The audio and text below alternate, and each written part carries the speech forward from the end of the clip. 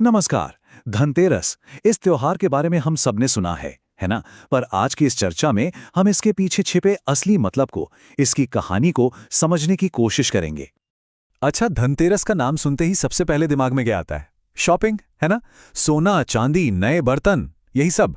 पर सवाल यह है कि क्या ये कहानी बस यहीं तक है या फिर इसका कोई गहरा मतलब भी है?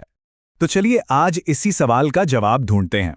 दिवाली के त्योहार की शुरुआत होती है धनतेरस से, और यकीन मानिए इसकी कहानी सिर्फ सोना चांदी खरीदने से कहीं कहीं ज्यादा गहरी और दिलचस्प है। इस त्योहार के साथ ना असल में दो बड़ी कहानियां जुड़ी हुई हैं। तो शुरुआत करते हैं पहली कहानी से, जो है धन की देवी मां लक्ष्मी और उनकी एक दिव्य परीक्षा के बारे में। तो कहानी कुछ यूं शुरू होती है। एक बार भगवान विष्णु ने धरती पर मतलब पृथ्वी लोक पर जाने का फैसला किया। अब देवी लक्ष्मी ने भी जिद पकड़ ली कि वो भी साथ चलेंगी। विष्णु जी मान तो गए, पर उन्होंने एक शर्त रख दी। और शर्त पता है क्या थी? शर्त ये थी कि आप मेरे साथ चल तो सकती हैं, लेकिन किसी भी हालत में दक्षिण दिशा की तरफ नहीं देखेंगी। बस यही एक शर्त। और यहीं से कहानी में एक बहुत ही मजेदार मोड़ आता है।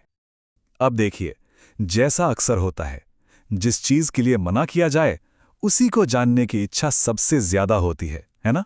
तो बस लक्ष्मी जी से भी रहा नहीं गया। वो अपनी जिज्ञासा को रोक नहीं पाईं और विष्णु जी के पीछे पीछे दक्षिण दिशा में चली गईं। वहां क्या देखती हैं? एक खूबसूरत सरसों का खेत। वहां से फूल तोड़ लिए। फिर एक गन्ने का खेत दिखा तो वहां से गन्ना तोड़कर उसका स्वाद भी चख लिया। अब भगवान विष्णु ने जब ये देखा तो उन्हें बहुत गुस्सा आया। उन्होंने कहा कि आपने न सिर्फ मेरी बात नहीं मानी, बल्कि ये गरीब किसान के खेत से चोरी भी की है। मतलब यहां एक बहुत बड़ा सबक छिपा है कि समृद्धि को भी अनुशासन की जरूरत होती है। बिना नियम के वो भी भटक सकती है। तो इस गलती की सजा क्या मिली? पूरे 12 साल। जी हां, 12 साल। भगवान विष्णु ने मां लक्ष्मी को श्राप दे दिया कि उन्हें अगले 12 सालों तक उसी गरीब किसान के घर में रहकर उसकी सेवा करनी होगी। तो मां लक्ष्मी उस किसान के घर में रहने लगी। फिर एक दिन उन्होंने किसान की पत्नी को बुलाया और बहुत ही सीधी सरल सी बात समझाई। उन्होंने कहा कि बस एक काम करना, रोज खाना बनाने से पहले नहाना और फिर मेरी बनाई हुई इस लक्ष्मी की मूर्ति की पूजा करना। और इसका जो नतीजा हुआ वो किसी चमत्कार से कम नहीं था। किसान की पत्नी ने बिल्कुल वैसा ही किया जैसा उन्हें बताया गया था, और देखते ही देखते कुछ ही समय में उनका घर धन दौलत से, अनाज से भर गया। उनकी सारी गरीबी मानो गायब ही हो गई। ऐसे ही सुख शांति से पूरे 12 साल बीत है। जब ये समय पूरा हुआ तो भगवान विष्णु मां लक्ष्मी को वापस लेने आए, लेकिन अब किसान ने उन्हें जाने देने से साफ मना कर दिया। जाहिर है वो अपनी इस खुशहाली को, अपनी समृद्धि को खोना नहीं चाहता था। तब मां लक्ष्मी ने उस किसान को एक वचन दिया। उन्होंने कहा, ठीक है, तुम दुखी मत हो। धनतेरस के दिन अगर तुम मेरी पूजा करोगे तो मैं हमेशा हमेशा तुम्हारे घर में निवास करूंगी। और बस यही वो वजह है कि तब से लेकर आज तक धन और समृद्धि के लिए धनतेरस पर मां लक्ष्मी की पूजा की जाती है। लेकिन रुकिए, कहानी अभी खत्म नहीं हुई है। ये तो था धन का पहलू। अब बात करते हैं स्वास्थ्य की, क्योंकि इस त्योहार से एक और कहानी जुड़ी है जो शायद उतनी ज्यादा पॉपुलर नहीं है, लेकिन उतनी ही जरूरी है। तो देखिए ये कितनी दिलचस्प बात है ना? एक कहानी धन यानी वेल्थ की बात करती है, तो दूसरी कहानी स्वास्थ्य मतलब हेल्थ की। एक कहानी मां लक्ष्मी से जुड़ी है तो दूसरी भगवान धन्वंतरी से। तो ये जो स्वास्थ्य वाली कहानी है, इसका कनेक्शन है समुद्र मंथन से।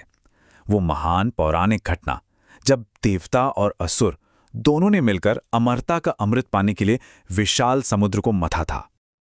और बस उसी समुद्र मंथन के दौरान ठीक कार्तिक महीने की त्रयोदशी तिथि को समुद्र से भगवान धन्वंतरी प्रकट हुए, और उनके हाथ में क्या था?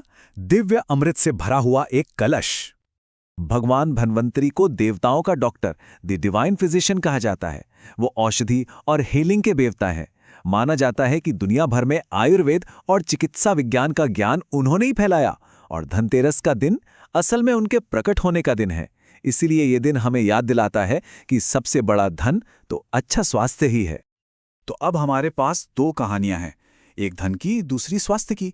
तो चलिए अब इन दोनों धागों को जोड़कर इस त्योहार की पूरी तस्वीर को समझते हैं कि आखिर इसका असली मतलब है क्या। तो देखिए, एक तरफ है देवी लक्ष्मी, जो वेल्थ और प्रॉस्पेरिटी को रिप्रेजेंट करती हैं, और दूसरी तरफ है भगवान धन्वंतरी, जो हेल्थ और मेडिसिन के देवता हैं। और धनतेरस का त्योहार इन दोनों का ही संगम है। तो इस पूरी चर्चा का सार क्या है? यही कि धनतेरस सिर्फ पैसे का या सिर्फ सेहत का त्योहार नहीं है। नहीं, ये इन दोनों के बैलेंस का, इनके संतुलन का उत्सव है।